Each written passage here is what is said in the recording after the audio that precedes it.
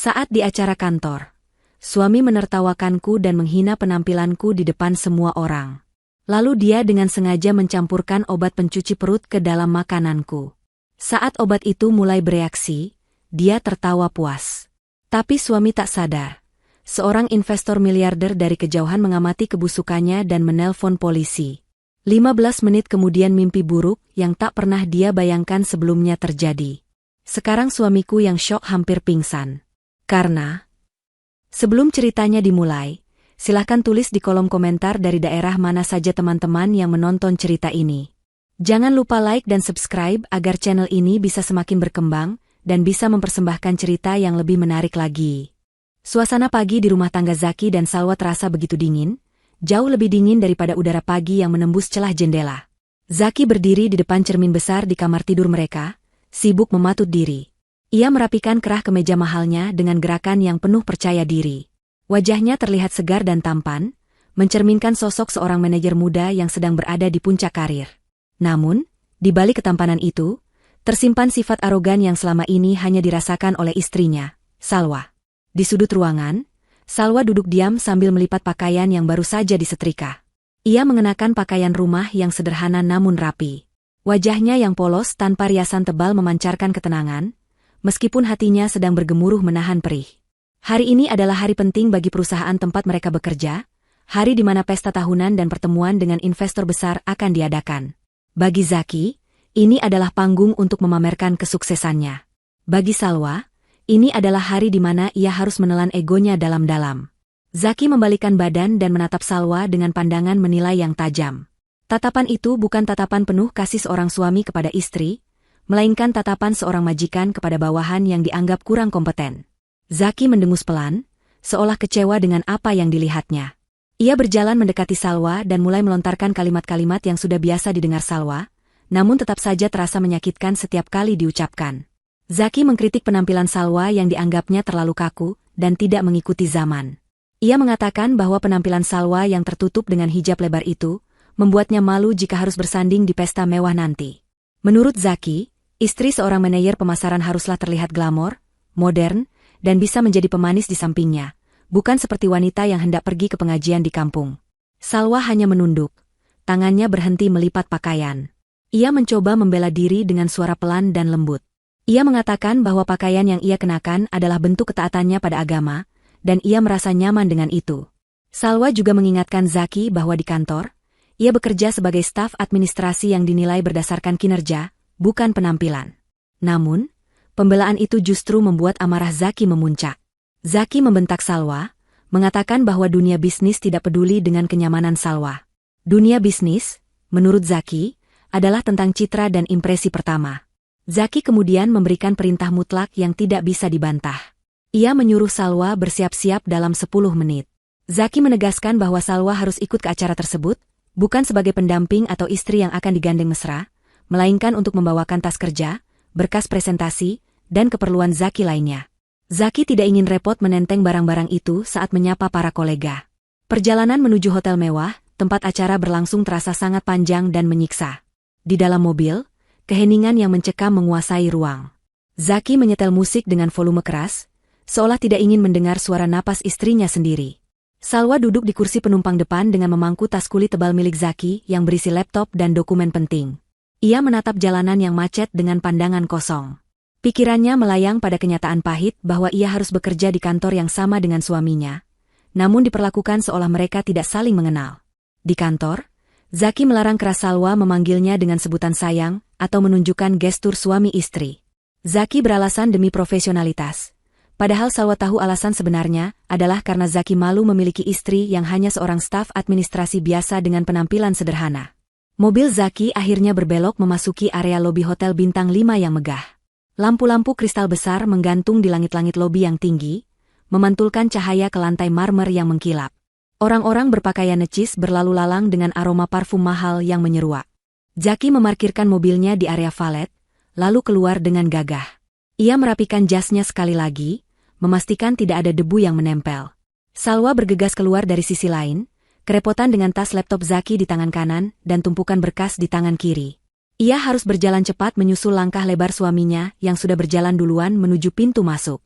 Zaki sama sekali tidak menoleh ke belakang untuk memastikan apakah istrinya bisa mengimbangi langkahnya atau tidak. Sesampainya di meja resepsionis acara, seorang wanita penerima tamu menyapa Zaki dengan ramah.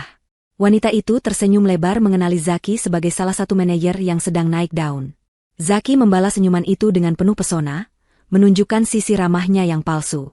Ketika mata penerima tamu beralih pada sosok Salwa yang berdiri terengah-engah di belakang Zaki dengan barang bawaan yang banyak, keningnya sedikit berkerut.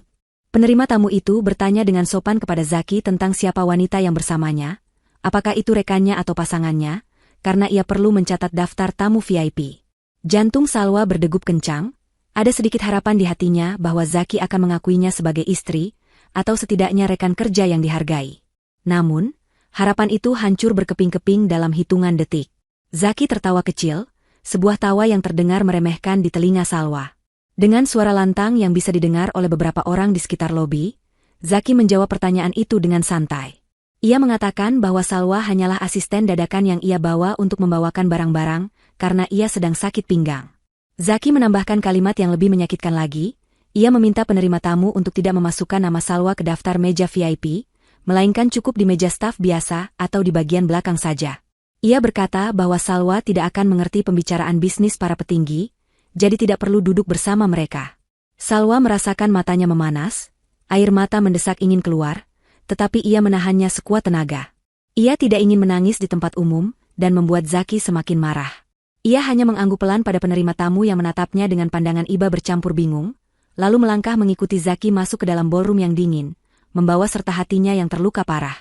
Ruangan ballroom hotel itu disulap menjadi tempat pesta yang sangat mewah. Meja-meja bundar ditata rapi dengan taplak kain satin yang berkilau di bawah sorotan lampu gantung. Di bagian depan, sebuah panggung megah berdiri dengan layar proyektor raksasa yang siap menampilkan materi presentasi. Zaki melangkah masuk dengan penuh percaya diri, seolah ia adalah pemilik tempat itu. Ia langsung membaur dengan kerumunan para eksekutif pria yang sedang memegang gelas minuman sambil tertawa-tawa. Zaki menyalami mereka satu persatu, menebar pesona dan membicarakan pencapaian-pencapaian semu.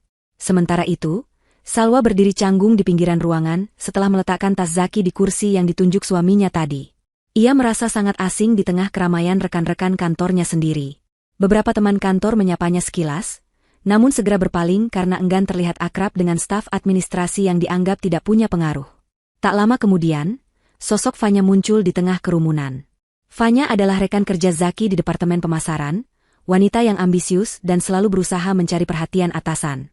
Malam itu, Fanya tampil sangat mencolok dengan gaun malam yang terbuka dan riasan wajah yang tebal. Ia berjalan mendekati Zaki dengan senyum menggoda, seolah tidak peduli bahwa istri Zaki ada di ruangan yang sama. Fanya langsung mengapit lengan Zaki dan berbisik membicarakan sesuatu yang membuat Zaki tertawa lepas. Salwa melihat pemandangan itu dari kejauhan dengan hati yang teriris. Ia tahu Fanya sering menggoda suaminya di kantor, dan Zaki tidak pernah menolaknya. Bagi Zaki, kedekatan dengan wanita seperti Fanya justru menaikkan gengsinya di mata rekan-rekan pria lainnya. Salwa memilih membuang muka, mencoba memfokuskan pikirannya pada doa agar acara ini cepat selesai. Suasana ruangan mendadak hening ketika pembawa acara mengumumkan kedatangan tamu kehormatan malam itu, Tuan Malik Ibrahim. Tuan Malik adalah investor utama sekaligus pemilik saham terbesar di perusahaan induk. Sosoknya yang sudah sepuh namun tegap berjalan masuk dikawal oleh beberapa asisten. Wibawanya begitu kuat sehingga membuat semua orang di ruangan itu, termasuk Zaki, segera memperbaiki sikap berdiri mereka.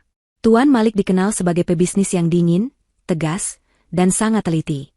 Ia tidak suka basa-basi yang tidak perlu. Zaki melihat ini sebagai kesempatan emas.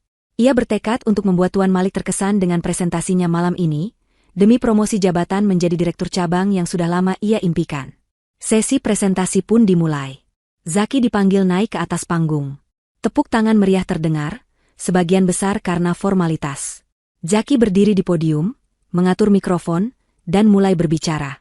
Di layar raksasa belakangnya, muncullah slide presentasi yang berisi grafik pertumbuhan, analisis pasar, dan strategi ekspansi perusahaan untuk 5 tahun ke depan. Zaki menjelaskan setiap poin dengan lancar, menggunakan istilah-istilah bisnis yang rumit untuk terdengar pintar. Tuan Malik duduk di barisan paling depan, menyimak dengan wajah datar tanpa ekspresi, sesekali mencatat sesuatu di tablet yang ia pegang. Di sudut ruangan yang gelap, Salwa menatap layar itu dengan perasaan campur aduk. Ia mengenali setiap kata, setiap angka, dan setiap bagan yang ditampilkan di sana. Itu adalah hasil kerjanya. Selama 2 minggu terakhir, Zaki memaksanya begadang setiap malam di rumah untuk menyusun materi tersebut. Zaki beralasan ia terlalu sibuk meeting di luar, sehingga Salwa sebagai istri harus membantunya. Salwa melakukan riset, mengolah data, bahkan mendesain slide agar terlihat profesional. Zaki hanya tinggal membacanya. Namun, di atas panggung itu, Zaki berkali-kali menggunakan kata "saya" dan "ide saya", tanpa sekalipun menyebut kontribusi tim, apalagi kontribusi istrinya. Zaki mencuri jerih payah Salwa mentah-mentah dan menjadikannya panggung untuk meninggikan dirinya sendiri. Ketika sesi tanya-jawab tiba, Tuan Malik mengajukan sebuah pertanyaan teknis yang cukup mendalam mengenai risiko strategi pasar di kuartal ketiga. Zaki sempat terdiam sejenak, wajahnya terlihat sedikit panik karena ia sebenarnya tidak paham detail data tersebut. Namun, dasar Zaki yang pandai bersilat lidah, ia menjawab dengan jawaban yang diplomatis dan sedikit memutar, mencoba mengalihkan fokus. Untuk menutupi kegugupannya dan mencairkan suasana agar kembali santai, ide buruk melintas di kepala Zaki. Ia memutuskan untuk menjadikan Salwa sebagai bahan lelucon. Zaki memanggil nama Salwa melalui pengeras suara, memintanya naik ke panggung dengan alasan ingin memperkenalkan salah satu staf pendukung. Salwa terkejut bukan main. Kakinya gemetar saat semua mata tertuju padanya. Ia tidak punya pilihan selain berjalan perlahan menuju panggung. Di bawah sorotan lampu yang menyilaukan, Salwa berdiri di samping Zaki. Bukannya memuji kinerja Salwa atau berterima kasih, Zaki justru merangkul bahu Salwa dengan gaya yang merendahkan. Ia berbicara kepada hadirin dengan nada bercanda, mengatakan bahwa inilah contoh karyawan yang perlu banyak belajar tentang fleksibilitas. Zaki menunjuk pakaian Salwa dan mengatakan bahwa gaya berpakaian seperti ini mencerminkan pola pikir yang kaku dan tidak progresif. Sangat berbeda dengan visi perusahaan yang dinamis. Tawa pecah di beberapa sudut ruangan. Fanya terlihat tertawa paling keras sambil menutup mulutnya, menikmati momen di mana saingannya dipermalukan. Zaki semakin menjadi-jadi, ia menambahkan bahwa meskipun Salwa rajin, ia tidak memiliki visi seorang pemimpin karena terlalu sibuk dengan urusan domestik dan penampilan yang konservatif. Salwa berdiri kaku seperti patung. Wajahnya merah pada menahan malu yang luar biasa.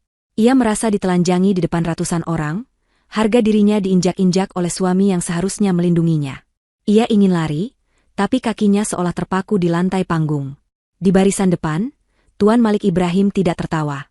Ia meletakkan tabletnya perlahan. Matanya menyipit menatap Zaki, lalu beralih menatap Salwa yang menunduk dalam. Tuan Malik melihat ketulusan dan kepedihan di wajah wanita itu, kontras dengan kesombongan pria di sebelahnya. Tuan Malik adalah orang yang sangat jeli. Ia bisa melihat ada sesuatu yang tidak beres. Ia mengingat data di tabletnya, data yang sangat detail dan rapi, yang sepertinya tidak mungkin dikerjakan oleh pria yang sibuk merendahkan orang lain di atas panggung itu. Zaki, yang merasa di atas angin karena tawa penonton, tidak menyadari bahwa ia baru saja menggali lubang kuburnya sendiri di hadapan sang pemilik kekuasaan tertinggi. Ia mengira tawa itu adalah tanda persetujuan, padahal itu adalah awal dari bencana yang tidak pernah ia bayangkan.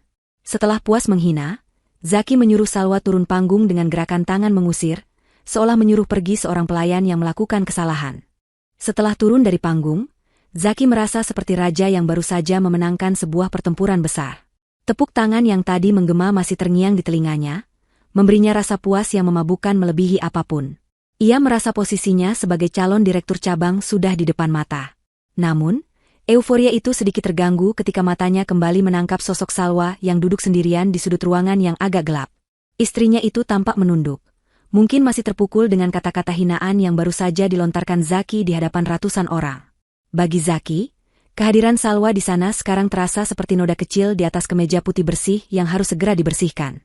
Ia merasa risih, khawatir jika keberadaan Salwa yang berpenampilan sederhana itu akan merusak citra kemewahan yang sedang ia bangun mati-matian malam ini. Fanya, yang sejak tadi mengamati gerak-gerik Zaki, berjalan mendekat dengan langkah anggun yang dibuat-buat. Ia memegang gelas berisi minuman soda dingin dan tersenyum miring saat melihat arah pandang Zaki. Fanya mulai membisikkan kalimat-kalimat yang semakin memanaskan hati Zaki. Ia mengatakan bahwa Salwa benar-benar tidak pantas berada di ruangan yang sama dengan para eksekutif berkelas. Menurut Fanya, tatapan mata Tuan Malik Ibrahim tadi yang sempat tertuju lama pada Salwa bukanlah tatapan kagum, melainkan tatapan terganggu. Fanya menghasut Zaki dengan mengatakan bahwa jika Salwa terus berada di sana, bisa jadi Tuan Malik akan merasa tidak nyaman dan membatalkan rencana investasi atau promosi jabatan Zaki. Kata-kata racun itu langsung meresap ke dalam pikiran Zaki yang memang sudah keruh oleh kesombongan. Zaki mengangguk setuju. Ia berpikir keras bagaimana cara menyingkirkan Salwa dari pesta ini, tanpa harus menyeretnya keluar secara kasar yang bisa memancing keributan. Ia ingin Salwa pergi atas kemauannya sendiri, atau lebih baik lagi, karena terpaksa oleh keadaan yang memalukan sehingga ia tidak akan berani menampakkan wajahnya lagi di kantor besok. Tiba-tiba, sebuah ide jahat melintas di benaknya. Ia teringat pada bungkusan kecil berisi serbuk obat pencuci perut dosis tinggi yang kebetulan ia simpan di saku jas bagian dalam. Awalnya, obat itu ia beli untuk mengerjai seorang rekan kerja yang ia benci minggu lalu, namun belum sempat ia gunakan. Zaki menyeringai licik. Ini adalah kesempatan yang sempurna. Jika Salwa sakit perut hebat di tengah pesta, ia pasti akan panik dan lari pulang, atau setidaknya mengurung diri di toilet sampai acara selesai.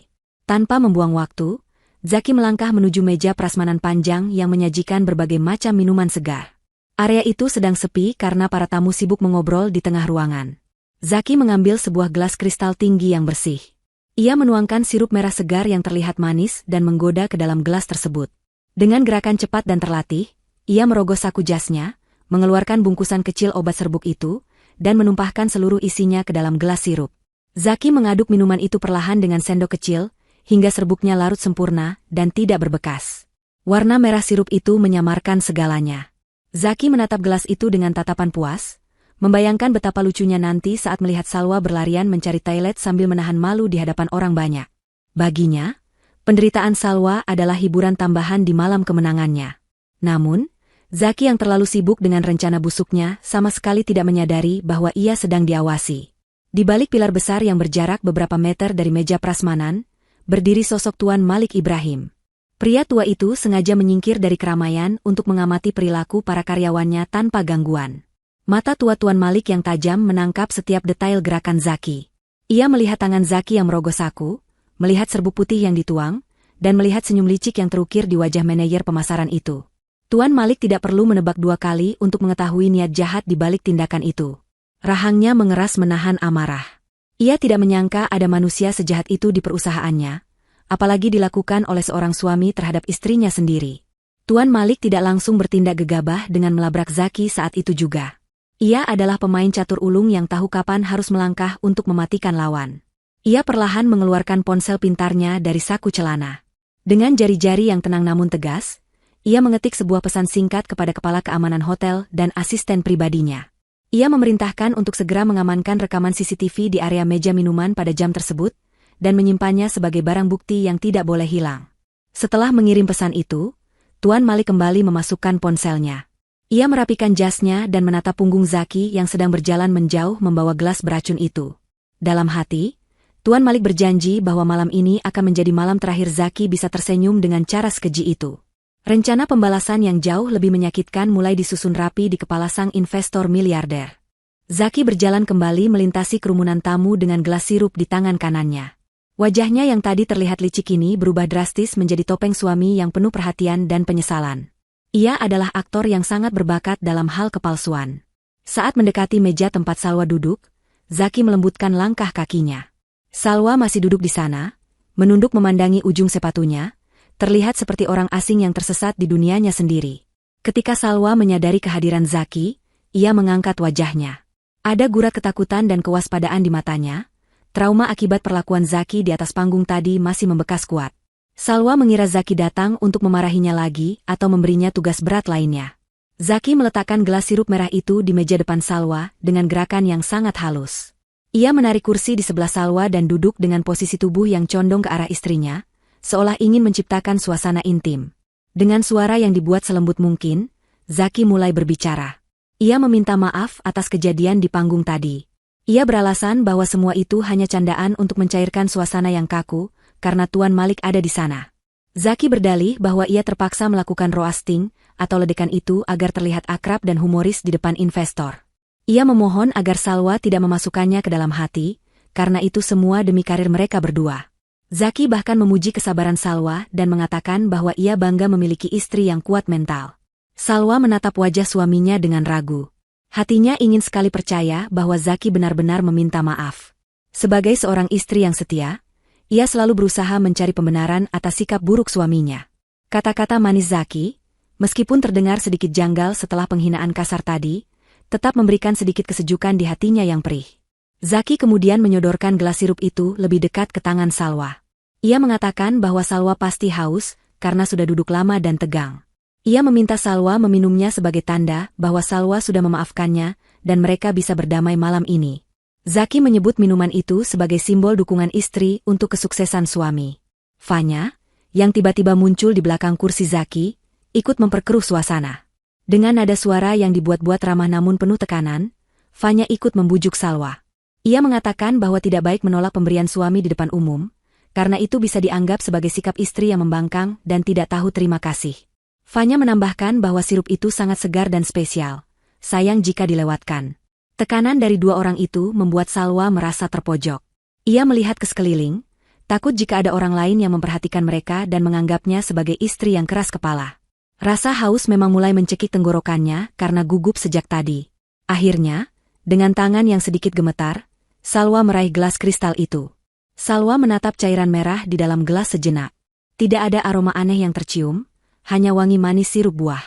Ia membaca bismillah dalam hati, berharap minuman ini bisa sedikit menenangkan sarafnya yang tegang. Perlahan, ia mendekatkan gelas ke bibir dan mulai meminumnya. Rasa manis dan dingin segera membasahi tenggorokannya yang kering. Zaki menatap lekat-lekat setiap tegukan yang masuk ke mulut Salwa.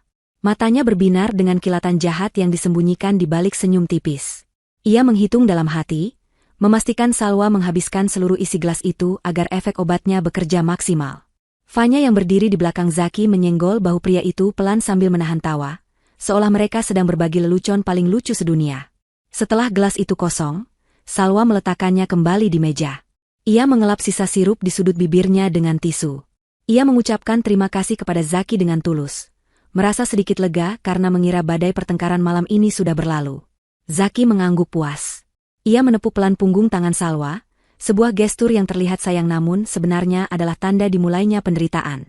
Zaki kemudian berdiri, merapikan jasnya, dan memberi kode mata kepada Fanya. Mereka berdua permisi meninggalkan Salwa dengan alasan harus menyapa tamu penting lainnya di seberang ruangan. Begitu menjauh dari meja Salwa, Zaki dan Fanya tidak bisa menahan kegembiraan jahat mereka. Mereka berjalan berdampingan sambil berbisik-bisik. Zaki melirik jam tangan mahalnya, mulai menghitung mundur waktu reaksi obat tersebut. Ia membisikkan kepada Fanya bahwa pertunjukan sirkus yang sebenarnya baru akan dimulai dalam 15 menit. Zaki membayangkan Salwa akan mulai memegang perutnya, wajahnya akan pucat, dan ia akan berlari terbirit-birit mencari toilet dengan cara yang konyol. Zaki merasa sangat jenius dengan rencananya. Ia merasa tidak ada satu orang pun yang tahu kejahatannya. Ia tidak sadar bahwa di setiap detik yang berlalu, bukan hanya obat di perut Salwa yang sedang bereaksi, tetapi juga jaring perangkap yang disiapkan Tuan Malik sedang perlahan mengetat di lehernya. Malam yang ia kira akan menjadi puncak kejayaannya, sebenarnya sedang bergerak cepat menuju kehancuran total yang tak terelakkan. Waktu seakan berjalan melambat bagi Salwa. 15 menit yang lalu, ia masih merasakan kesegaran sirup merah yang diberikan suaminya. Namun kini kesegaran itu berubah menjadi mimpi buruk yang perlahan mencekik. Awalnya, rasa sakit itu hanya berupa kram kecil di perut bagian bawah, seperti rasa mulas biasa karena telat makan. Salwa mencoba mengabaikannya dengan menarik napas panjang dan berzikir dalam hati, berharap rasa tidak nyaman itu akan hilang dengan sendirinya. Namun, harapan itu sia-sia. Rasa mulas itu tidak pergi, malah semakin menjadi-jadi. Perutnya terasa seperti diaduk-aduk dengan kasar, melilit kencang seolah ada tangan tak kasat mata yang meremas ususnya tanpa ampun. Keringat dingin mulai merembes keluar dari pori-pori kulitnya, membasahi kening yang tertutup ciput jilbabnya. Udara pendingin ruangan yang tadinya terasa sejuk kini terasa menusuk tulang, namun di saat yang sama, tubuhnya terasa panas karena menahan gejolak di dalam perutnya. Salwa meremas ujung taplak meja dengan kuat, menyalurkan rasa sakitnya ke sana. Wajahnya yang tadi tenang kini berubah pucat pasi, bibirnya memutih dan kering. Ia tahu ada yang tidak beres. Ini bukan sakit perut biasa. Reaksi tubuhnya begitu ekstrim dan mendadak. Pandangannya mulai sedikit berkunang-kunang, karena menahan desakan yang semakin kuat untuk buang air besar. Ia sadar ia harus segera ke toilet sekarang juga sebelum hal yang sangat memalukan terjadi di tengah pesta mewah ini. Dengan sisa tenaga yang ada, Salwa mencoba bangkit dari kursinya. Kakinya gemetar hebat saat menopang berat badannya. Ia melirik ke sekeliling, mencari tanda petunjuk arah toilet terdekat. Jarak menuju pintu keluar ruangan terasa begitu jauh, seolah ia harus menyeberangi padang pasir yang luas. Baru saja Salwa melangkahkan kaki kanannya menjauh dari meja, tiba-tiba sebuah tangan kekar mencengkeram lengan atasnya dengan kuat. Salwa tersentak dan menoleh. Zaki sudah berdiri di sampingnya dengan senyum lebar yang mengerikan. Di mata orang lain yang melihat dari kejauhan, Zaki terlihat seperti suami yang sigap memapah istrinya yang sedang tidak enak badan. Namun, bagi Salwa, cengkeraman itu terasa seperti borgol besi yang menyakitkan. Zaki tidak sedang memapahnya, ia sedang menahannya. Zaki mendekatkan wajahnya ke telinga Salwa, berpura-pura membisikkan kata-kata mesra, padahal kalimat yang keluar adalah ancaman yang berbisa. Zaki bertanya dengan nada dingin mau kemana Salwa pergi, di saat acara puncak belum dimulai. Ia mengingatkan Salwa bahwa Tuan Malik Ibrahim sebentar lagi akan memberikan pidato penutup, dan tidak sopan jika ada tamu yang berkeliaran keluar masuk ruangan. Salwa memohon dengan suara lirih yang hampir menangis. Ia mengatakan bahwa perutnya sakit sekali, dan ia benar-benar harus ke toilet sekarang. Ia berjanji akan segera kembali setelah urusannya selesai. Namun, Zaki justru mempererat cengkeramannya. Ia menatap mata Salwa dengan tatapan sadis yang menikmati penderitaan itu. Zaki berbisik bahwa Salwa hanya manja dan melebih-lebihkan rasa sakitnya. Ia menuduh Salwa sengaja ingin mempermalukannya dengan bolak-balik ke toilet saat acara penting berlangsung. Zaki memerintahkan Salwa untuk duduk kembali dan menahannya. Ia mengatakan bahwa sebagai istri seorang manajer, Salwa harus memiliki tata krama dan bisa mengendalikan diri, bukan bertingkah seperti anak kecil yang tidak bisa menahan buang air. Salwa mencoba memberontak lemah, rasa sakit di perutnya sudah mencapai level yang tak tertahankan. Gelombang rasa mulas itu datang bertubi-tubi, membuatnya hampir kehilangan kesadaran. Ia merasa seluruh pertahanan tubuhnya akan runtuh dalam hitungan detik. Fanya, yang berdiri tidak jauh dari mereka, melihat kejadian itu sambil menutup mulutnya dengan sapu tangan sutra, menyembunyikan tawa jahatnya. Fanya mendekat dan ikut memojokkan Salwa. Ia berkata dengan suara yang cukup keras agar didengar orang-orang di meja sebelah, menyindir bahwa Salwa mungkin tidak cocok dengan makanan hotel bintang 5 sehingga perutnya kaget. Fanya menyarankan agar Zaki memegangi istrinya agar tidak pingsan dan merusak suasana pesta. Kata-kata Fanya seolah memberi legitimasi bagi Zaki untuk terus menyiksa Salwa dengan dalih, menjaga istrinya.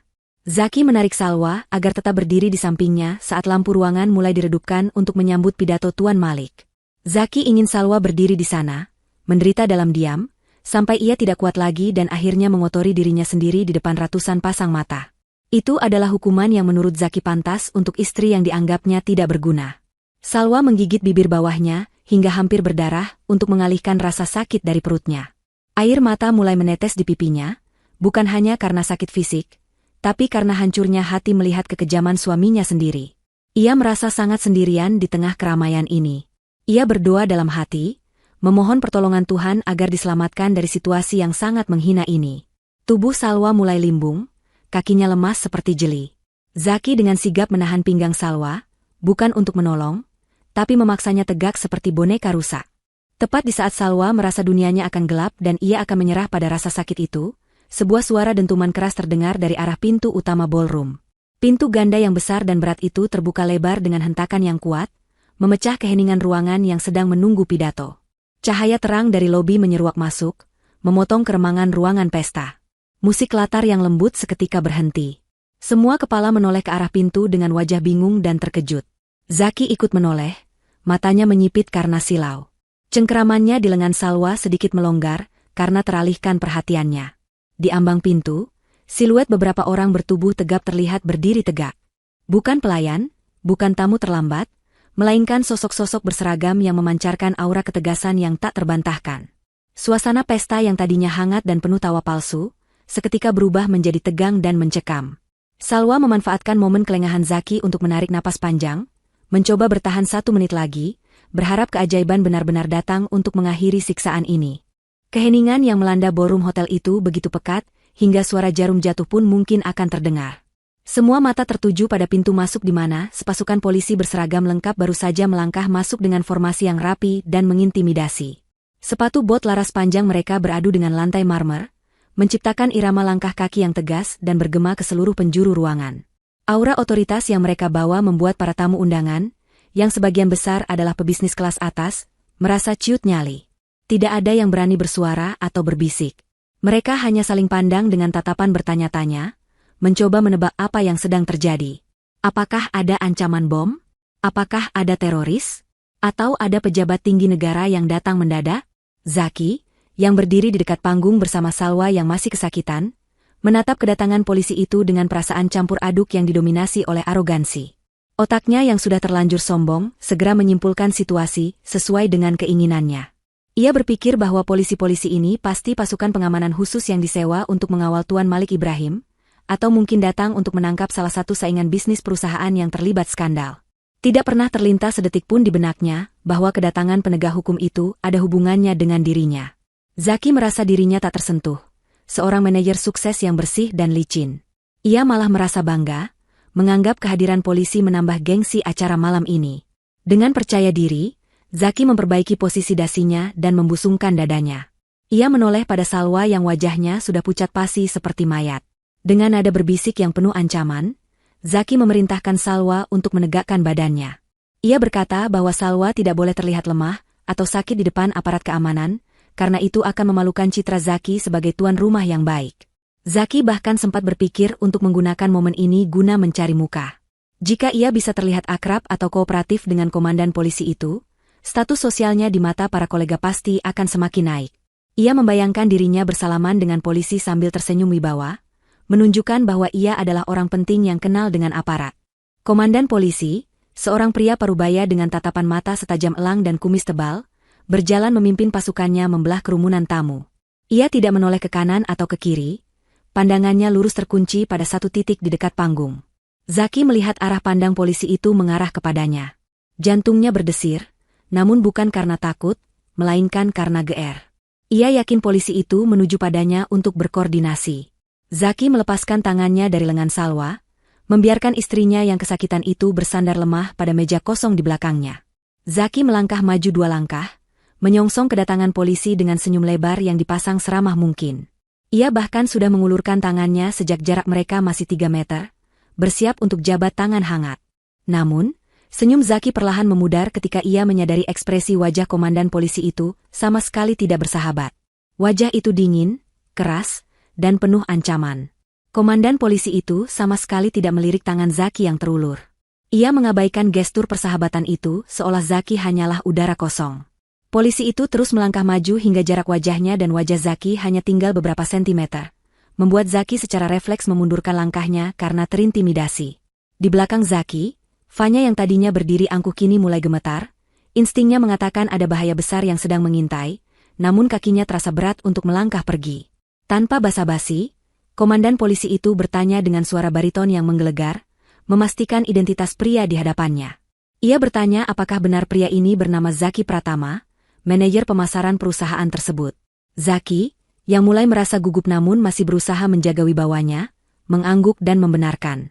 Ia bertanya ada keperluan apa polisi datang mengganggu acara internal perusahaan, mencoba terdengar berwibawa layaknya seorang atasan yang sedang menegur bawahan yang tidak sopan. Zaki bahkan sempat menyebut nama Tuan Malik, mengatakan bahwa investor besar itu ada di sini dan polisi tidak seharusnya membuat keributan. Jawaban polisi selanjutnya menghantam Zaki lebih keras daripada pukulan fisik. Dengan lantang dan jelas, sehingga bisa didengar oleh seluruh tamu undangan yang menyimak dengan tegang, komandan polisi itu menyatakan bahwa Zaki ditangkap. Tuduhan yang disebutkan bukanlah korupsi ringan atau penipuan biasa, melainkan percobaan pembunuhan berencana melalui peracunan dan penganiayaan berat.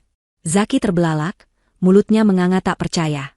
Ia hendak protes, berteriak bahwa itu fitnah, namun 2 orang petugas polisi di belakang komandan langsung bergerak cepat. Mereka menyergap Zaki, memelintir kedua tangannya ke belakang punggung dengan kasar. Bunyi, klik, dari borgol besi yang terkunci di pergelangan tangan Zaki terdengar sangat nyaring di ruangan yang sunyi itu. Rasa sakit di bahu akibat kuncian polisi dan dinginnya besi borgol menyadarkan Zaki bahwa ini bukan mimpi. Ia meronta, berteriak histeris, menuntut penjelasan. Ia berteriak bahwa ia adalah orang penting, manajer pemasaran yang dihormati, dan tidak mungkin melakukan hal sekeji itu. Ia menoleh ke arah Salwa, berharap istrinya membela, namun Salwa hanya menatapnya dengan pandangan kosong, tubuhnya masih menggigil menahan sakit. Tamu-tamu undangan mulai berbisik-bisik, suara dengungan kehebohan mulai memenuhi ruangan.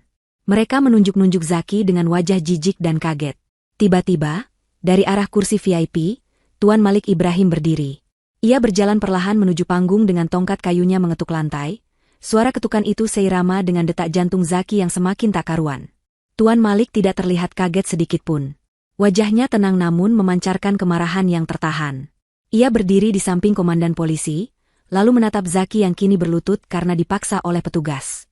Tuan Malik memberi isyarat kepada asistennya untuk menyalakan layar proyektor besar di belakang panggung.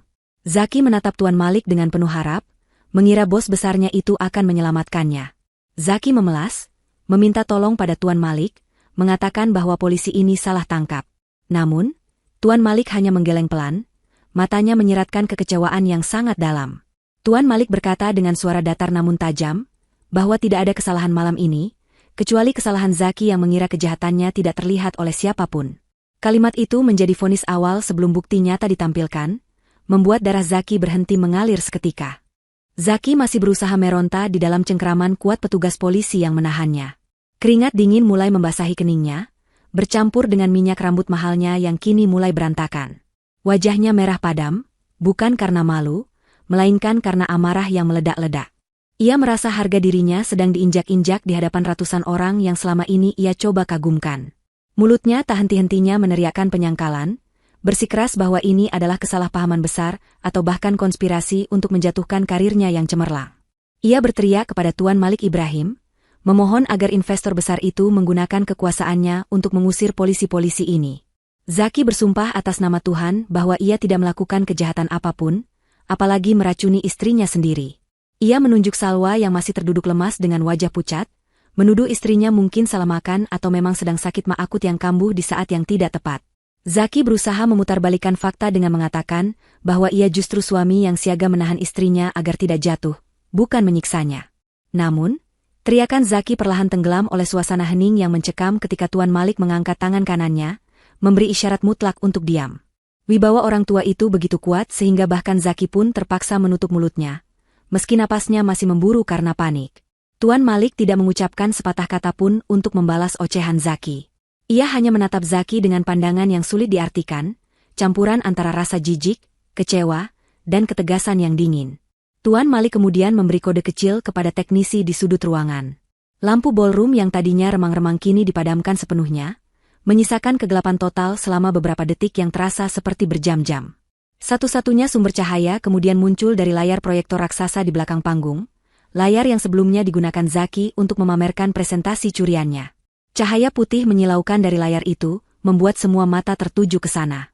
Gambar yang muncul bukanlah grafik penjualan atau angka-angka bisnis, melainkan sebuah rekaman video CCTV dengan resolusi tinggi. Kualitas gambarnya begitu jernih, sehingga wajah orang-orang di dalamnya bisa dikenali dengan mudah. Video itu menunjukkan sudut pandang dari atas meja prasmanan, area minuman. Di sana, terlihat jelas sosok Zaki dengan jas mahalnya sedang berdiri di depan deretan gelas. Angka jam digital di pojok layar menunjukkan waktu sekitar 20 menit yang lalu, waktu yang sangat presisi dengan kejadian saat ini. Penonton menahan napas, menanti apa yang akan dilakukan sosok Zaki di layar itu. Dalam video tersebut, Zaki terlihat menoleh ke kanan dan ke kiri dengan gelisah, memastikan tidak ada yang melihat. Gerak-geriknya sangat mencurigakan, persis seperti pencuri yang takut ketahuan. Kemudian, tangan kanannya merogoh saku dalam jasnya dan mengeluarkan sebuah bungkusan kecil berwarna putih. Dengan gerakan cepat namun jelas, ia menuangkan serbuk dari bungkusan itu ke dalam gelas berisi sirup merah.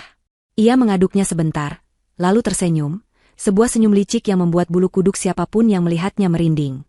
Video itu kemudian diperbesar secara digital oleh tim teknisi Tuan Malik, menyorot ekspresi wajah Zaki yang penuh kepuasan jahat saat racun itu larut. Tidak ada suara dalam video itu, namun kebisuan visual itu justru berteriak lebih lantang daripada pengakuan manapun. Gumam kaget dan seruan tertahan mulai terdengar dari para tamu undangan. Mereka yang tadinya mengagumi Zaki kini menutup mulut dengan tangan, tidak percaya dengan apa yang mereka lihat. Istri-istri para pejabat memandang Salwa dengan tatapan iba yang mendalam, membayangkan betapa mengerikannya memiliki suami yang tega meracuni minuman pasangannya sendiri di acara pesta. Zaki, yang dipaksa mendongak melihat layar itu oleh polisi, merasa lututnya lemas seketika. Wajahnya yang merah padam kini berubah menjadi seputih kertas. Bukti itu telak. Tidak ada argumen, tidak ada alibi, tidak ada kata-kata manis yang bisa membantah rekaman visual sejelas itu. Ia tertangkap basah, dan seluruh dunia melihatnya. Namun, Tuan Malik belum selesai. Ia ingin menghancurkan Zaki bukan hanya sebagai seorang kriminal, tetapi juga sebagai seorang profesional palsu. Layar proyektor berkedip, mengganti tampilan video CCTV menjadi tampilan layar komputer. Itu adalah rekaman log aktivitas server perusahaan. Tuan Malik mengambil mikrofon dan mulai menjelaskan dengan suara tenang yang menggelegar. Ia menunjuk data-data yang terpampang di layar. Data itu menunjukkan riwayat pengerjaan dokumen presentasi, Master Plan 2025, yang tadi dipresentasikan Zaki dengan bangga. Di sana tertulis jelas, file created by user, Salwa_admin. Lebih parah lagi, timestamp atau waktu pengerjaan dokumen-dokumen itu selalu berada di jam-jam yang tidak manusiawi, pukul 2 dini hari, pukul 3 pagi, dan akhir pekan. Tuan Malik menjelaskan bahwa sistem keamanan IT perusahaan mencatat setiap ketukan keyboard dan setiap kali dokumen itu disimpan. Jejak digital membuktikan bahwa Zaki tidak pernah menyentuh dokumen itu kecuali untuk membukanya 5 menit sebelum presentasi dan mengganti nama penulisnya. Semua riset pasar yang rumit, analisis kompetitor yang tajam, dan strategi finansial yang brilian, semuanya dikerjakan oleh akun milik Salwa. Zaki hanyalah seorang aktor yang menghafal naskah, sementara penulis naskah yang jenius itu adalah istri yang ia hina di atas panggung tadi. Tuan Malik membacakan satu persatu judul dokumen yang diklaim Zaki selama 2 tahun terakhir, dan semuanya memiliki jejak digital yang sama, dibuat dan diselesaikan oleh Salwa. Ruangan itu kini berubah menjadi pengadilan terbuka. Bisik-bisik kekaguman pada Zaki berubah menjadi cemoohan massal. Rekan-rekan kerja Zaki yang selama ini merasa minder padanya kini memandang dengan tatapan merendahkan. Mereka sadar bahwa selama ini mereka dibodohi oleh seorang penipu yang berlindung di balik keringat istrinya. Zaki merasa tubuhnya mengecil. Ia ingin bumi membelah dan menelannya saat itu juga. Rasa malunya jauh lebih menyakitkan daripada borgol yang menjepit tangannya. Ia melihat ke arah Fanya, berharap ada sedikit dukungan, namun Fanya sudah tidak ada di tempatnya berdiri tadi. Wanita itu mencoba menyelinap pergi di tengah kericuhan, berjalan mengendap-endap menuju pintu keluar samping. Sayangnya, Tuan Malik adalah orang yang sangat teliti. Ia tidak melupakan satu detail pun. Sebelum Fanya berhasil menyentuh gagang pintu, 2 orang petugas keamanan bertubuh besar sudah menghadangnya. Fanya terkejut dan mencoba berteriak bahwa ia tidak terlibat, namun Tuan Malik kembali menunjuk ke layar. Sebuah video pendek lain diputar, menunjukkan Fanya berdiri di samping Zaki saat Zaki menuangkan racun itu, tertawa kecil, dan ikut memanas-manasi Salwa untuk meminumnya.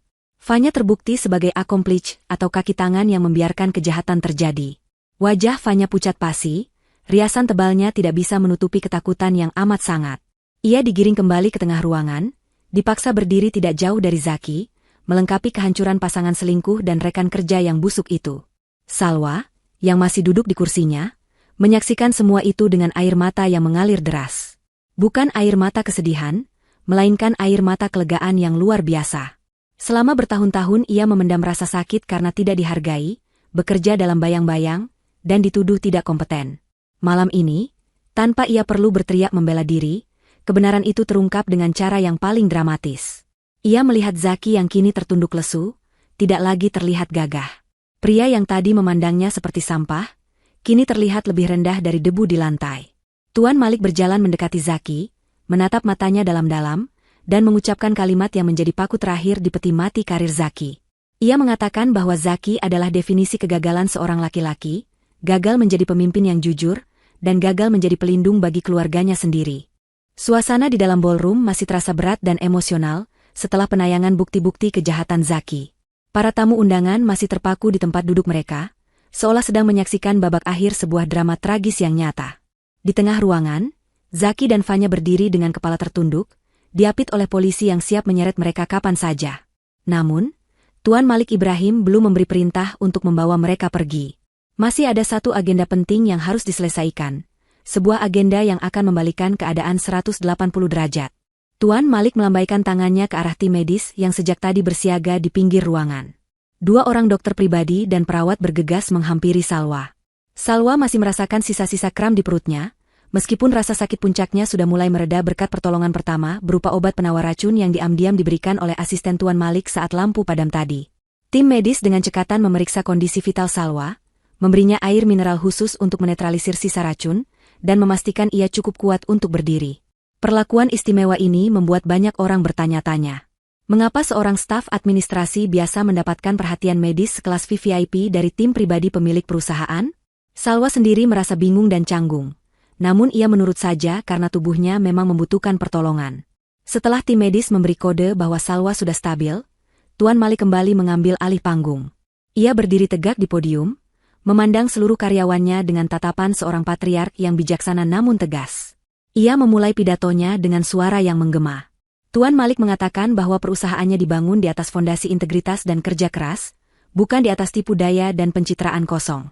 Ia menegaskan bahwa malam ini adalah malam pembersihan. Ia tidak akan mentolerir parasit yang memakan hasil kerja orang lain, apalagi parasit yang berusaha mencelakai inangnya.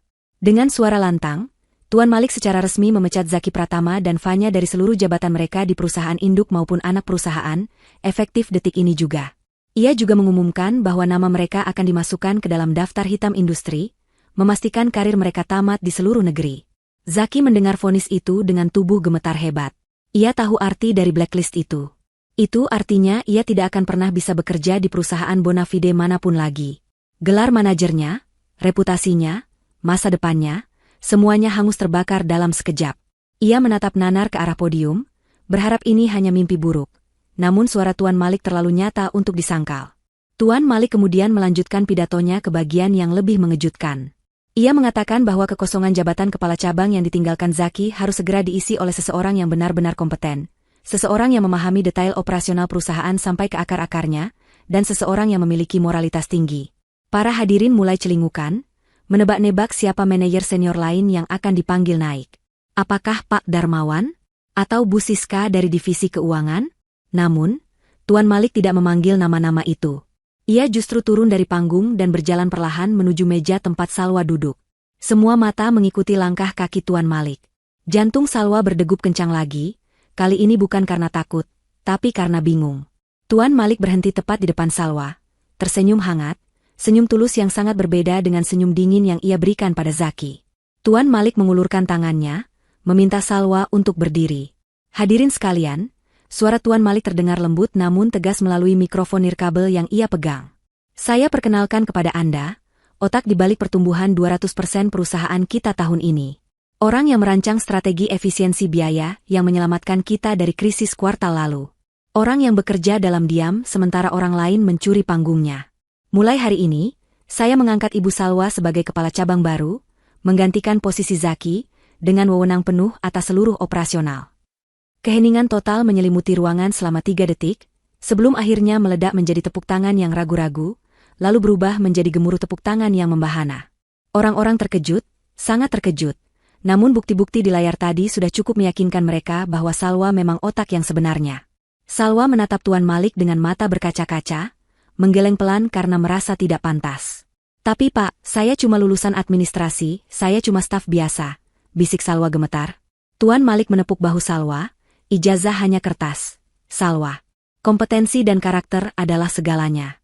Saya sudah membaca semua laporan asli yang kamu kirimkan diam-diam ke server pusat sebagai arsip cadangan. Kamu lebih paham perusahaan ini daripada siapapun di ruangan ini. Mendengar pengumuman itu, Zaki yang sedang diborgol merasa seperti disambar petir di siang bolong. Matanya melotot hampir keluar, mulutnya menganga lebar. Salwa, istrinya yang penurut, yang selalu ia suruh-suruh membuat kopi dan menyetrika baju, yang selalu ia hina karena penampilannya yang kampungan kini menjadi bosnya, menjadi atasan yang posisinya jauh di atas posisi Zaki sebelumnya. Otak Zaki tidak mampu memproses informasi itu. Egonya hancur lebur menjadi debu. Ia teringat betapa seringnya ia meremehkan Salwa saat istrinya itu sedang lembur di depan laptop. Kamu ngerti apa sih soal bisnis? Sudahlah, kamu urus dapur saja. Kalimat-kalimat itu kini berbalik menyerangnya seperti bumerang yang tajam. Ternyata selama ini, ia sedang menghina seorang master yang menyamar. Fanya, yang berdiri di sebelah Zaki, menangis histeris. Ia bukan menangisi nasib Zaki, tapi menangisi nasibnya sendiri yang telah salah memilih sekutu. Ia menyadari bahwa ia baru saja kehilangan pekerjaan dan reputasi demi membela seorang pecundang, dan sekarang ia harus melihat wanita yang ia bully menjadi orang paling berkuasa di ruangan itu. Rasa iri dan penyesalan bercampur menjadi satu, membuatnya jatuh terduduk di lantai, meratapi kebodohannya. Salwa, dengan dukungan Tuan Malik, perlahan berdiri. Obat penawar mulai bekerja maksimal, memberinya kekuatan fisik kembali. Ia merapikan jilbabnya yang sedikit berantakan. Wajahnya yang tadi pucat kini mulai merona kembali. Ia tidak perlu memakai jas mahal atau gaun terbuka untuk terlihat berwibawa. Aura kepemimpinan itu muncul secara alami dari ketenangannya. Ia menatap Zaki, bukan dengan tatapan dendam, tapi dengan tatapan kasihan. Tatapan seorang ratu kepada rakyat jelata yang melakukan kesalahan fatal. Momen itu adalah momen pembalikan nasib yang sempurna. Zaki, sang suami durhaka, kini berada di titik terendah dalam hidupnya. Sementara Salwa, istri yang terzalimi, diangkat derajatnya setinggi langit di hadapan orang-orang yang pernah meremehkannya. Salwa melangkah maju menuju panggung, kali ini bukan untuk dipermalukan, melainkan untuk menerima takdir barunya. Setiap langkahnya diiringi oleh tatapan hormat dari para karyawan yang kini sadar siapa sebenarnya permata di kantor mereka. Zaki merasa dunianya sudah runtuh saat Tuan Malik mengumumkan pemecatannya dan pengangkatan Salwa. Namun, ia tidak tahu bahwa takdir belum selesai mempermainkannya. Masih ada sisa 15 menit terakhir yang akan menjadi penutup paling brutal dalam hidupnya. Sebuah periode waktu yang akan mengubahnya dari seorang pria yang memiliki segalanya menjadi pria yang tidak memiliki apa-apa selain baju yang melekat di badan. Saat Zaki masih berdiri gemetar dengan tangan terborgol di samping panggung, tiba-tiba suara dering ponsel yang nyaring memecah keheningan ruangan. Suara itu berasal dari saku jas Zaki. Nada dering yang biasanya terdengar gagah dan profesional, kini terdengar seperti lonceng kematian yang menakutkan. Salah satu petugas polisi merogoh saku jas Zaki dan mengeluarkan ponsel mahal keluaran terbaru itu. Layar ponsel menyala terang, menampilkan nama penelepon yang sangat formal, Departemen Penagihan Aset Bank Pusat. Petugas polisi itu menatap Zaki sebentar, lalu menekan tombol terima dan mengaktifkan mode pengeras suara atas perintah isyarat mata dari Tuan Malik. Tuan Malik ingin semua orang mendengar, bukan untuk mempermalukan tanpa alasan, tetapi untuk membongkar tuntas siapa sebenarnya Zaki Pratama di balik topeng kesuksesannya. Suara wanita dari seberang telepon terdengar jernih dan tegas, menggema ke seluruh penjuru ballroom. Wanita itu bertanya dengan nada dingin, apakah benar ia berbicara dengan Bapak Zaki Pratama. Tanpa menunggu jawaban, pihak bank langsung memberitahukan tujuan panggilan tersebut. Mereka menginformasikan bahwa surat penyitaan aset telah resmi dikeluarkan detik ini juga. Pihak bank menyatakan bahwa karena Zaki telah gagal membayar cicilan hutang investasi bodong dan pinjaman lunak yang ia ambil secara diam-diam selama 6 bulan terakhir, maka bank berhak mengambil alih seluruh jaminan yang terdaftar. Zaki membelalakan matanya, napasnya tercekat di tenggorokan. Ia mencoba berteriak ke arah ponsel itu, memohon waktu tambahan, berdalih bahwa ia akan segera mendapatkan bonus tahunan untuk melunasinya. Namun, suara di seberang sana tidak peduli. Petugas bank melanjutkan pembacaan daftar aset yang disita. Pertama, rumah mewah 2 lantai di kawasan elit yang selama ini Zaki pamerkan sebagai simbol keberhasilannya. Rumah itu ternyata bukan miliknya sepenuhnya, melainkan hasil kredit macet yang sertifikatnya sudah digadaikan ulang untuk menutupi hutang gaya hidup. Kedua, mobil sedan sport yang ia kendarai dengan bangga ke acara ini. Mobil itu akan ditarik oleh tim lapangan ban yang saat ini sudah berada di area parkir hotel. Ketiga, dan yang paling menyakitkan, seluruh saldo di rekening pribadi Zaki dibekukan untuk proses audit karena terindikasi adanya aliran dana mencurigakan yang bercampur dengan uang perusahaan. Para tamu undangan mendengarkan dengan mulut ternganga. Mereka tidak menyangka bahwa kehidupan glamor Zaki hanyalah sebuah gelembung sabun yang rapuh. Ternyata, setelan jas mahal, jam tangan bermerek, dan traktiran-traktiran mewah yang sering Zaki berikan kepada rekan-rekannya, semuanya dibiayai dari hutang yang menumpuk. Zaki adalah penipu ulung yang hidup di atas pondasi pasir. Wajah Zaki berubah menjadi abu-abu. Rahasianya yang paling dalam, rahasia tentang kebiasaan borosnya dan investasi bodong yang ia ikuti demi cepat kaya, kini telanjang di depan umum. Ia menoleh ke arah Salwa dengan tatapan nanar, mencari sedikit rasa simpati, atau mungkin berharap Salwa tidak mengetahui hal ini sebelumnya. Namun, reaksi Salwa justru membuat Zaki semakin hancur. Salwa tidak terlihat kaget sedikitpun. Wanita itu berdiri tenang di samping Tuan Malik, wajahnya datar tanpa ekspresi terkejut. Perlahan, Salwa melangkah maju mendekati Zaki yang sedang diinterogasi oleh suara dari ponsel itu. Salwa mengeluarkan sebuah amplop coklat tebal dari tas tangannya, tas sederhana yang tadi sempat dihina Zaki. Salwa membuka amplop itu dan memperlihatkan isinya kepada Zaki. Itu adalah salinan dokumen keuangan rumah tangga yang selama ini Salwa simpan rapi. Salwa berkata dengan suara yang tenang namun menusuk tulang, bahwa ia sudah tahu tentang semua hutang itu sejak 6 bulan lalu. Salwa bercerita bahwa ia sering menemukan surat tagihan yang disembunyikan Zaki di bawah jok mobil, atau di laci kantor yang terkunci. Salwa tidak diam saja. Sebagai istri yang cerdas, ia diam-diam menyewa konsultan hukum untuk memisahkan harta Gonogini dan mengamankan tabungan pribadinya serta aset warisan orang tuanya agar tidak ikut terseret dalam kebangkrutan Zaki. Zaki merasa lututnya tidak lagi mampu menopang tubuhnya. Ia jatuh berlutut di lantai marmer yang dingin. Ia menyadari bahwa ia telah meremehkan Salwa seumur hidupnya. Ia mengira Salwa adalah wanita bodoh yang hanya tahu urusan dapur dan kasur. Wanita yang bisa ia bodohi dengan senyum manis dan sedikit bentakan. Ternyata, Salwa adalah pemain catur yang sabar. Salwa membiarkan Zaki menggali lubangnya sendiri, sementara ia membangun benteng perlindungan untuk dirinya dan masa depannya. Salwa menjelaskan di depan Zaki bahwa uang tabungan yang selama ini Zaki minta dengan alasan modal usaha tidak pernah Salwa berikan sepenuhnya. Karena Salwa tahu uang itu hanya akan habis untuk membiayai gaya hidup Fanya dan berjudi nasib di investasi palsu. Salwa telah menyelamatkan dirinya sendiri jauh sebelum malam ini terjadi. Fanya, yang mendengar bahwa Zaki kini miskin dan terlilit hutang raksasa, langsung bereaksi histeris. Wajahnya yang tadi ketakutan kini berubah menjadi wajah penuh kebencian. Ia memaki-maki Zaki di depan umum, berteriak bahwa Zaki telah menipunya. Fanya mengaku bahwa Zaki menjanjikannya apartemen mewah dan liburan ke luar negeri, jika ia mau membantu menyingkirkan Salwa.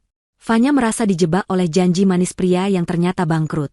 Teriakan Fanya justru semakin membuka aib mereka berdua. Semua orang kini tahu bahwa perselingkuhan mereka bukan didasari cinta, melainkan keserakahan. Zaki menatap Fanya dengan pandangan kosong. Wanita yang ia banggakan, yang ia anggap lebih berkelas daripada istrinya, ternyata meninggalkannya detik ini juga saat tahu ia tidak punya uang. 15 menit itu terasa seperti penyiksaan tanpa akhir bagi Zaki. Ia kehilangan jabatannya, reputasinya hancur, rumah dan mobilnya disita, rekeningnya dibekukan, selingkuhannya berbalik menyerang, dan istri yang ia sia-siakan ternyata adalah orang yang memegang kartu as kehidupannya. Zaki merasa sesak napas, seolah ruangan itu menyempit menghimpitnya. Ia menunduk menatap lantai, air mata frustrasi dan penyesalan mulai menetes deras membasahi jas mahalnya yang sebentar lagi mungkin harus ia jual. Ia sadar, ia benar-benar sendirian sekarang. Tidak ada lagi Zaki si manajer sukses. Yang tersisa hanyalah Zaki si penipu, si suami durhaka, dan si narapidana calon penghuni penjara. Kehancuran ini begitu total, begitu cepat, dan begitu pantas untuk kesombongan yang ia pelihara selama bertahun-tahun. Karma itu tidak datang perlahan. Ia datang seperti tsunami yang menyapu bersih segala kemewahan palsu yang ia bangun, menyisakan puing-puing penyesalan yang terlambat. Suasana di dalam ballroom mencapai puncak ketegangan emosionalnya. Zaki, yang kini berlutut di lantai dengan tangan terborgol ke belakang, terlihat seperti onggokan sampah yang menyedihkan di tengah kemewahan pesta. Wajahnya basah oleh air mata dan keringat, matanya bengkak dan merah. Hilang sudah sisa-sisa kegagahan yang ia pamerkan saat masuk ruangan ini beberapa jam lalu. Ia mendongak, menatap sosok Salwa yang berdiri menjulang di hadapannya. Dalam pandangan Zaki yang kabur, Salwa terlihat bersinar, begitu anggun dan berwibawa, seolah ada cahaya yang memancar dari ketulusan hatinya. Rasa takut akan penjara dan kemiskinan membuat pertahanan ego Zaki runtuh sepenuhnya. Zaki mulai merangkak perlahan mendekati kaki Salwa. Suaranya serak dan parau saat ia mulai memohon. Ia memanggil Salwa dengan sebutan, "Ibu," panggilan sayang yang sudah lama tidak ia ucapkan. Ia memohon ampun, mengatakan bahwa ia hilaf, bahwa ia diperdaya oleh Fanya, dan bahwa ia melakukan semua ini karena tekanan pekerjaan. Zaki mencoba memainkan kartu terakhirnya, yaitu ikatan pernikahan mereka. Ia menangis terseduh-seduh, mengingatkan Salwa tentang masa-masa awal pernikahan mereka yang indah, tentang janji suci yang pernah mereka ucapkan. Ia memohon agar Salwa tidak membiarkannya di penjara, agar Salwa mau bicara pada Tuan Malik untuk mencabut laporan. Zaki berjanji akan berubah, akan menjadi suami yang baik, dan akan menuruti semua perkataan Salwa mulai sekarang. Ia bahkan bersujud, mencoba mencium ujung sepatu Salwa sebagai tanda ketaklukan total. Salwa menatap pria yang sedang bersujud di kakinya itu. Hatinya bergetar, namun bukan karena rasa haru ingin kembali, melainkan karena rasa pilu melihat betapa rendahnya harga diri seorang laki-laki yang telah kehilangan arah. Salwa menarik kakinya mundur selangkah, menghindari sentuhan Zaki. Gerakan mundur itu adalah simbol penolakan yang sangat tegas. Salwa tidak marah, tidak berteriak, dan tidak memaki. Ia justru sangat tenang, dan ketenangan itulah yang membuat kata-katanya terasa jauh lebih menyakitkan. Salwa berkata dengan suara lembut namun tegas yang didengar oleh semua orang di barisan depan. Ia mengatakan bahwa suami yang ia cintai dulu adalah pria yang sederhana, jujur, dan bertanggung jawab. Pria itu, kata Salwa, sudah lama mati. Pria yang ada di hadapannya sekarang hanyalah orang asing yang tega meracuni wanita yang melayaninya setiap hari, hanya demi sebuah tepuk tangan palsu dari orang lain. Salwa melanjutkan kalimatnya dengan mata yang menatap lurus ke manik mata Zaki. Ia mengatakan bahwa memaafkan adalah urusannya dengan Tuhan, tetapi melupakan kejahatan dan kembali hidup bersama adalah hal yang mustahil. Salwa menegaskan bahwa harga dirinya sebagai wanita dan sebagai istri bukan untuk diinjak-injak, lalu dipungut kembali saat dibutuhkan. Dengan nada final, Salwa menyatakan bahwa mulai detik ini, Zaki bukan lagi suaminya. Ia memberitahu Zaki bahwa pengacaranya akan mengurus surat cerai dan mengirimkannya langsung ke sel penjara tempat Zaki akan menghabiskan masa mudanya. Kalimat itu menghantam Zaki lebih keras dari palu hakim. Harapan terakhirnya untuk berlindung di balik kebaikan hati Salwa telah pupus. Salwa telah menutup pintu hatinya rapat-rapat, dikunci oleh trauma dan kekecewaan yang sudah melampaui batas toleransi. Tuan Malik Ibrahim, yang berdiri di samping Salwa layaknya seorang ayah yang melindungi putrinya, memberi isyarat kepada polisi. Bawa mereka pergi. Bersihkan ruangan ini dari kotoran, perintah Tuan Malik dengan suara berat. Petugas polisi segera bertindak. Mereka menarik Zaki berdiri dengan kasar. Zaki meraung-raung, berteriak memanggil nama Salwa berulang kali, suaranya penuh keputusasaan yang menyayat hati. Di sisi lain, Fanya juga digelandang paksa. Wanita itu masih sibuk menyalahkan Zaki sambil menangis histeris, karena takut penjara akan merusak kulit dan kecantikannya.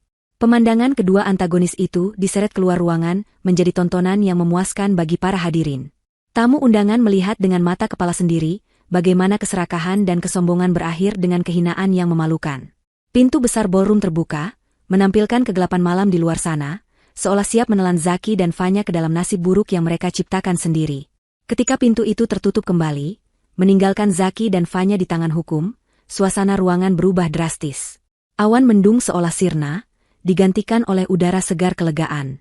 Tuan Malik menepuk bahu Salwa pelan, memberikan dukungan moral. Ia mengambil mikrofon untuk terakhir kalinya malam itu. Ia berkata kepada seluruh karyawan bahwa malam ini adalah pelajaran berharga tentang integritas. Ia meminta semua orang untuk menghormati pemimpin baru mereka, Ibu Salwa, bukan karena belas kasihan, tetapi karena kemampuan dan ketangguhan mentalnya yang luar biasa. Tuan Malik mengajak semua orang mengangkat gelas, berisi minuman non-alkohol, untuk bersulang bagi masa depan perusahaan yang lebih bersih dan jujur di bawah kepemimpinan Salwa. Gemuruh tepuk tangan yang tulus membahana memenuhi ruangan. Rekan-rekan kerja yang dulu menjauh, kini berebut mendekati Salwa untuk memberikan selamat. Dinda, teman setia Salwa, berlari kecil dan memeluk Salwa erat sambil menangis haru. Salwa membalas pelukan itu dengan senyum tipis di bibirnya. Senyum itu bukan senyum kemenangan atas kekalahan Zaki, melainkan senyum kemerdekaan. Beban berat yang selama bertahun-tahun menekan pundaknya, beban menjadi istri yang tidak dihargai, beban menyembunyikan bakatnya, beban menahan hinaan, kini telah terangkat sepenuhnya. Salwa berdiri tegak di tengah panggung, disinari cahaya lampu sorot yang hangat. Ia melihat ke sekeliling, melihat wajah-wajah yang kini menatapnya dengan hormat dan segan. Di dalam hatinya, ia bersyukur kepada Tuhan yang telah menyelamatkannya dari racun itu dan dari pernikahan yang beracun. Malam yang dirancang Zaki untuk menjadi mimpi buruk bagi Salwa, justru berbalik menjadi malam pembebasannya. Zaki mungkin kehilangan segalanya malam ini, tetapi Salwa mendapatkan kembali hal terpenting yang sempat hilang dari hidupnya, harga dirinya. Cerita berakhir dengan Salwa melangkah turun dari panggung, siap menyongsong hari esok sebagai wanita mandiri, pemimpin yang dihormati, dan manusia yang merdeka. Keadilan telah ditegakkan dengan cara yang paling sempurna, meninggalkan rasa puas yang mendalam di hati siapapun yang menyaksikannya.